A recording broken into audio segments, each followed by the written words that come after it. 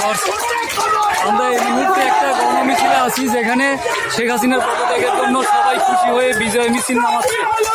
আওয়ামী লীগ সরকার পদত্যাগ করেছে, যে এই জন্য চট্টগ্রাম আনোয়ারাতে একটা বিজয় মিছিল হচ্ছে। এলাকাবাসী এবং মহল্লার সবাই মিলে বিজয় মিছিলটা করতেছে। যে সবাই বলতেছে যে সবার মুখে হাসি দেখা যাচ্ছে, এবং আমিও মোটামুটি সবার মিছিল দেখে খুশি। যে আমি চাচ্ছি যে আপনাদের সবাইকে আসলে এই মিছিলটা দেখাবো। সবাই দেখেন